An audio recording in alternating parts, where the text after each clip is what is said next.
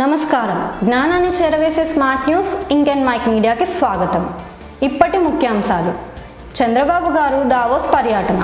ఆంధ్రప్రదేశ్ ముఖ్యమంత్రి నారా చంద్రబాబు నాయుడు గారు వచ్చే నెల జనవరి 19 నుంచి 23 వరకు దావోస్లో జరిగే ప్రపంచ ఆర్థిక సదస్సుకు హాజరు కానున్నారు.